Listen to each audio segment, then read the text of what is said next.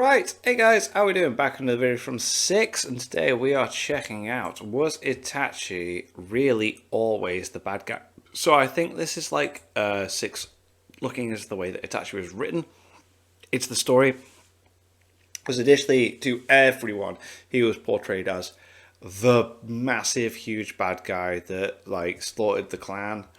And then as we went on, we learned stuff, and this, I feel like it's going to touch on, did Masashi Kishimoto change his mind to make it fit into the story, or was this always meant to be the way? So let's get into it, shall we? After the climax of the long-awaited Itachi versus Sasuke fight, Which is amazing. Sasuke is taken in by Obito, who had sent Zetsu as a spy to record the entire fight, and is seemingly told the truth about his big brother, Itachi, by Obito's word. And most of Obito's story checks out, at least when it comes to Itachi, as we have Itachi himself confirm this later when he's revived in the Fourth War by Edo Tensei. Yeah, but like, did they just bring it all forwards after the fact? Yeah, I get where this is going. When Obito is referring to the Madara points of the story, he's wrong a lot of the time, but that's not really important. The important part here is that he's seemingly spot on about Itachi's intentions, and even if every single detail wasn't correct, the general idea that Sasuke killed someone who was in reality just a good guy dealt a bad hand by life. It would seem as if Kishimoto covered his bases for this fairly well, going out of his way to make Obito say things about when Itachi appeared in the story to make them seem like acts of heroism or... I mean, yeah, he did pretty much cover it up. Like, when I read it, it didn't. Nothing seems out of place. But this is going to be protection shadowed by Itachi's acts as an Akatsuki villain. But was this always the case? Was Itachi truly meant to be the good guy we know him as now? Interesting. Or did Kishimoto change this narrative from how he was in part 1 and the beginning of part 2 in favor of this more likable, caring Itachi? That's exactly what I'm going to be determining here. Nice. But before we get into it, I'd like to ask you to leave a like on the video and subscribe to the channel if you like Naruto content. But let's get started. Let's go. Around a year ago, I made a video on Naruto's lack Great video. Great video. of plot holes. And in it, I mentioned how I thought Naruto had little to no plot holes. And Yeah. my exact quote was that I thought it only had one. I've mostly since changed that opinion, and some of the things I'll get into this video are probably plot holes. Just a fair warning before getting started. But while determining if Itachi was always meant to be the bad guy, let's take a look at all the actions he took or words he said throughout his time alive as part of the franchise to see if it was all really smoke and mirrors. Okay. Our first time meeting Itachi is in chapter 141, but our first time seeing him is on the first page of chapter 139, having a dialogue with Kisame, where he calls Konoha pathetic for suffering such a heavy loss against Orochimaru's invasion when it was once such a prosperous village. This is something Kisame immediately takes note of as out of character for Itachi to mention, and he follows it up with two questions. If Itachi still has feelings of affection for his old village, he's checking up on and him, if he even has nostalgia, to which Itachi responds, no, none at all. Looking back on this statement with the alleged retcon in mind, it would seem as if Itachi let out his true feelings for a moment upon seeing the village he used. Yeah, he definitely, like, it's like, right, I just finished watching Vinland Saga Season 1. It's when Aslang, whatever his name is, and the king mentions Wales, and he's like, whoa, it's that same thing. It's the exact same thing. Used to call home in ruins, which would track with Kisame's statement. Itachi mistakenly dropped his act and then lied about it when he actually meant the statement. There are other things about this small interaction that can sort of paint a picture for how Itachi normally acts towards Kisame. Kisame's "even you have nostalgia" question comes off like Itachi normally is very cold-hearted. Yeah, just doesn't care about anything. Like, Although we're not told how long Kisame and Itachi have been partners at this point. We just know that. That's a very good point. We don't know how long they've been together. That's an interesting one as well. How long were they? Yeah. They do have a pretty good gauge of each other's power ceilings. They know what they're doing. As Itachi tells Kisame to back off Kakashi's clone because he couldn't win the fight without suffering massive damage, or Kisame mentioning that Itachi, after using Tsukuyomi on Kakashi, ran the risk of overusing his eye. We also get a good glimpse of those in charge of the group. Itachi normally orders Kisame around, and Kisame listens without questioning those orders. This could be due to a few things, just speculating. I mean, Remember, Itachi's I'm speaking stronger. from the perspective of someone reading the story for the first time, since I'm trying to get a genuine idea of what Itachi was supposed to be like at first. The OG Akatsuki could have had leader then assistant type pairs instead of just the two-man cells.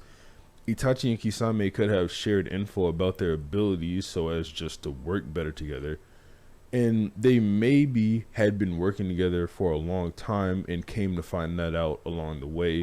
Or Kisame knowingly concedes to Itachi's power and just follows his command for that reason. Regardless, you more or less get the point. There is a lot to take from that first interaction, but I'll try to be more concise moving forward so It's very interesting that he's taken one moment and gone very in depth. I like this. we're not here for like an hour or something like Sweet. that. Soon after this statement, we see Itachi in a tee shot with Kisame, seemingly not doing anything, and prior to Kurenai and Asuma approaching them, they seem to just be going to leave the village, which we later learned is because they were tracking down Naruto, who they found at a ramen shop but didn't attack because Jiraiya was with him and they weren't trying to start a war. Yeah. By fighting, obviously, in the middle of the village. Everybody's This there. tracks even with Obito's later statement of Itachi being a pacifist.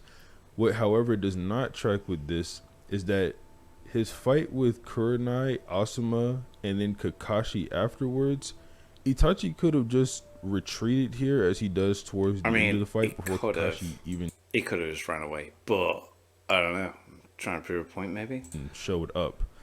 This on top of the fact that he went out of his way to put Kakashi in a coma is also weird. Yeah. You can sort of explain the Sasuke one, which I'll get into a little bit later, but Maybe he's trying to make out that he is the ultimate bad guy. It's like, I'm going to put one of your big dudes out of commission so you don't think that I am like anything other than a twat.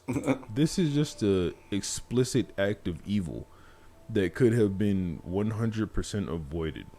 Of course, Itachi after this is heavily fatigued and tired. Maybe he thinks Kasame's doubting him after the previous conversation they had. And he retreats to go find Naruto again. The next time we catch up with him is just prior to his interaction with Naruto, where he is talking to Kisame in seemingly the middle of nowhere. This is just Kisame being concerned about taking on Jiraiya, and while Itachi being drained from Tsukuyomi is just saying that he has a way of getting rid of Jiraiya so they can get directly to Naruto, which we later see is Itachi putting in jutsu on a woman to hit on Jiraiya, which Jiraiya sees through and shows up in time to save Naruto. In this interaction, Itachi was going to allow Kisame to cut Naruto's legs off so that he couldn't run away from them. Then after this, he puts Sasuke under Tsukuyomi and makes him live out his parents' death over and over again nasty. while in the genjutsu. This one, like I said, can sort of be explained by Itachi maybe knowing that Jiraiya was searching for Tsunade and knowing that she could heal the mental strain put on Sasuke and wake him up out of his coma, which you could retroactively apply to Kakashi as well and say that why Itachi did it to him, but at least in Sasuke's case, we know Itachi wants him to gain more hatred. Oh yeah, he wants to be dead angry for him, to, do that. But with Kakashi, as far as I can see, there's just no justification for Itachi doing that. So using Tsukuyomi on two people to mentally cripple them, putting them into a coma, forcing a woman to hit on Jiraiya without her consent. It is a lot, yeah. Allowing Kisame to dismember Naruto, as well as murdering his entire family, aside from Sasuke. It's a lot. I'll just say Itachi is really convincing as the bad guy at this point. After this, we don't see Itachi again outside of the flashbacks. So then he's thinking that maybe he changed his mind, which I'm going to cover in this video, but not right now. Even though Naruto timeline-wise, chronologically, it should be right here. But in the literal last chapter of Naruto Part 1, we see him surrounded by his other quote-unquote Akatsuki members, in which absolutely none of them besides Kisame, bear any resemblance to the Akatsuki we would later come to see in Naruto Part 2. That is very interesting. So it was very much like, right, I need to introduce the fact that I've got this villain group coming in, but then I'll work on it afterwards. All right.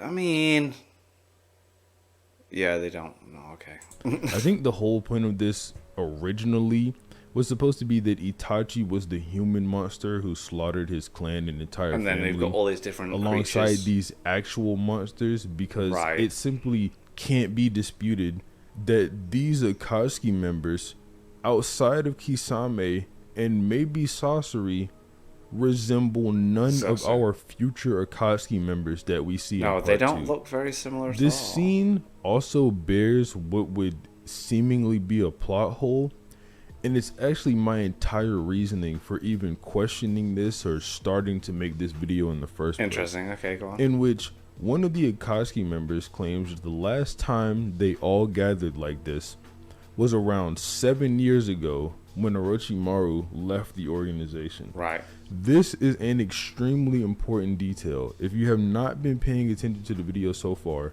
you should start paying attention from this point forward. Wait. This is an extremely important detail to point out because in chapter 140, Orochimaru tells us why he left the Akatsuki. Yeah, because Itachi and did the it. reason given is that Itachi was simply too much stronger than him, while showing a panel of his severed hand, bearing the Akatsuki ring. Meaning that 7 years ago, Itachi forced Orochimaru To leave. out of the Akatsuki. Yeah. If that's supposed to be true, it would mean Itachi, who was 17 at the end of Part 1, was 10 when he first joined the Akatsuki. But that doesn't make sense because of another piece of information we get. We're told by Kakashi during the fight with Itachi in Konoha that Itachi became an Anbu Black Ops captain at the age of 13. Even if we take novel continuity into account, in which Itachi is actually revealed to have been 12 at the time of his ascension to Anbu captain, it still wouldn't add up with the timeline and only add more confusion since we're given the actual time Itachi joined the Akatsuki in that novel, and it's after a conversation with This is blowing my brain. I need to take a second. Wow. This is... Okay. I love how in-depth he's going into this. Obito, just like in the manga. So looking at this from this angle, it makes literally no sense at all. There is the possibility that this Akatsuki member is just wrong and Orochimaru actually left the Akatsuki around 4 years ago to make the timeline consistent, but skipping from 4 years to 7 is a pretty weird gap. Too weird for me to be charitable to, for sure, but that's not the only thing. In Naruto Part 2, or Shippuden, which is 2 to 3 years after Part 1, we're given another statement about Orochimaru's departure, and we are told that it was 10 years ago. So yet another source claiming Itachi joined the Akatsuki at 10 or 11. Is it a translation issue though? Because are you using just the... you obviously, if you're English reading, you're going to use the English scans, because sometimes years are changed for like age of people for certain other reasons as well, because of like how Japan have like legal age of consent and stuff like that, and it's completely different in like the West. So I don't know. This is also coming from Kisame, and I'd like to remind everyone that the earlier statement, which was 3 years prior to this one, said Orochimaru left 7 years ago. And we can all do simple math. 10 minus 3 is 7. So this Kisame statement actually corroborates the one said years ago by the other nameless Akatsuki member. Meaning, so far in the story, we're expected to believe that Itachi was 10 years old when he first joined the Akatsuki. Now, this on its own isn't too massive of an issue, as you could simply imply that Itachi joined the Akatsuki prior to his departure to the Leaf Village, following the massacre of the Uchiha clan, and was both a Konoha ninja as well as an Akatsuki member. Which, if you're reading this from around 2008 to 2009 when these chapters were releasing, you'd be at no fault for coming to this conclusion, as the story has completely laid out the groundwork for it to be a logical conclusion he's a bad guy. that follows. However, the issue comes in later when we're told that Itachi was a Leaf Ninja until 13 and not an Akatsuki member until after he left the Oh village, god, which is exactly the problem with this. too many problems. I'll get into Itachi's other actions in part 2 in a bit, but as of right now, this time alone issue alone creates a plot hole that puts extreme doubt in my head that Kishimoto had this all thought out from the start. And on top of it, all up until Obito's revelation of the truth, literally everything makes sense for Itachi to just be a bad guy. And it makes far more sense than him having any sort of good bone in his body, yet it's played up as he planned this all along and knew all the moves that he would be making. I think now is a good time to mention that I don't hate this plot twist. I think it actually makes Itachi one of the more interesting characters in the franchise. Yeah. And it did far more good than it did bad, especially when you talk about how the franchise is successful as a whole. And I can't even call it lazy writing because Kishimoto works hard to cover his tracks on this. And outside of the timeline statements that we're given here, he does a fairly good job. But just a throwaway line or two about Kisame and Sasori maybe being bad with time, and you got this plot hole completely covered. But anyway, let's move on to Itachi's actions in the Uchiha Massacre flashback, and then his actions in part 2. The Uchiha flashback is just how you'd expect it to be during the time of reading or watching Naruto for the first time you go through it. Itachi seems like a troubled kid who inevitably we all know is going to go on a murder spree and kill his entire family. Oh yeah. Itachi seems distant throughout the entire story, and he even monologues about being done with the clan after seemingly being pretty guilty for the murder of Shisui and assaulting the police officers who accused him of the crime. Let's look at this through the lens of someone who's read or watched the entire series. Itachi is upset that his friend just unalived himself, and now is being accused of killing his best friend by 3 police officers, and in a fit of rage beat them up for accusing him. He then thinks the clan is doomed and there is no way to save them because at this point he knows of the coup d'etat and has had his meeting with Konoha and already been presented with the idea of having to kill them for the sake of the village. So he makes up his mind here. That's all fine and good, makes sense, but why fake Shisui's suicide note? Oh god, yeah. As far as we know, it's never been cleared up that Itachi didn't fake Shisui's suicide note. There's nothing written in the novel, data book, anime, or manga that implies Shisui wrote one himself. I've not you guys know I've not read the manga or no, I've read the manga. I've not read the novels or the light novels or like all that stuff. I'm just manga only and then anime as well, like on the side. So there's some things that I've never seen, but interesting stuff. Or told Itachi to write one following his demise, so why do it?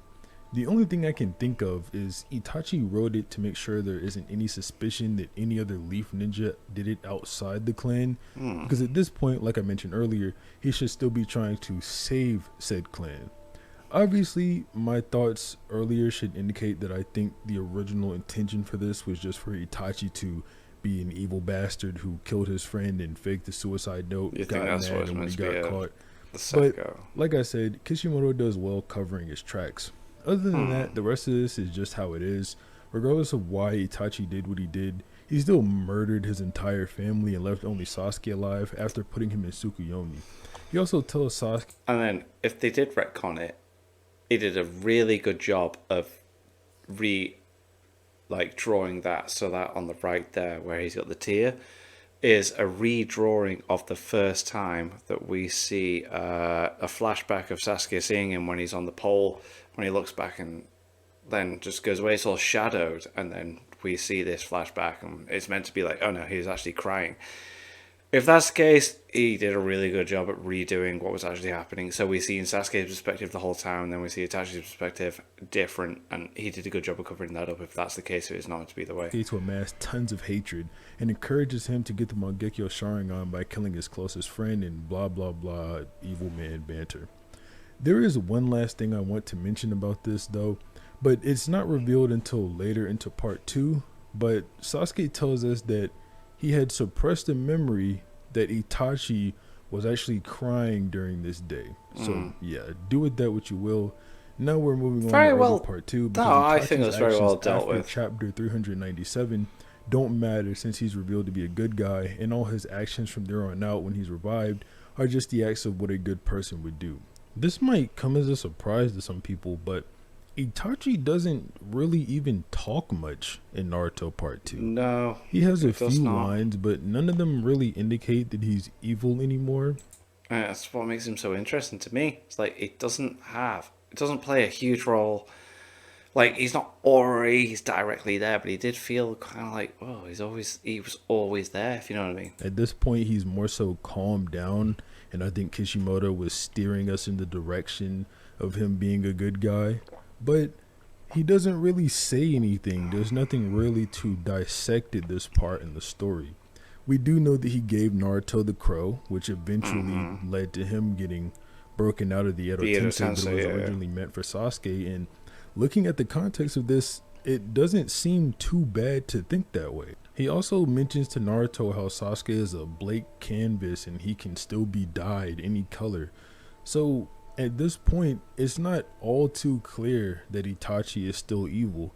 So I don't really feel the need to go over it anymore. Outside of obviously whenever he's literally lying to Sasuke about taking his eyes and whatnot, he's doing evil things there. But other than that, he's more or less just a villain because we know he's a villain. He doesn't even help Kisame in murdering the Four Tails. So, like I said, it's not all too clear that he's still evil at this point, and he's just more so chilling rather than earlier where he was running around beating everybody up. But that's all for the video. Obviously, if you enjoyed it, please leave a like and subscribe to the channel. And other than that, have a nice day. Yeah, I think Masashi Kitamo did a really good job of dealing with Itachi. One of my favourite characters, Itachi and Minato. But Itachi obviously had more going on because he was alive during this story. Yeah, very interesting look at that. I personally feel like he was meant to have the story that he had the whole time. So we will. But anyway, thank you to my patrons. If you want to have your name at the end of every video upload, link in the description to the Patreon page. $1 a month / support channel is greatly appreciated. Thank you guys for that. And thank you all for watching. What do you guys think of that? What do you guys think of this? Click like, subscribe, and leave comments down below. Let me know what's good in future videos. I'll see you guys next time.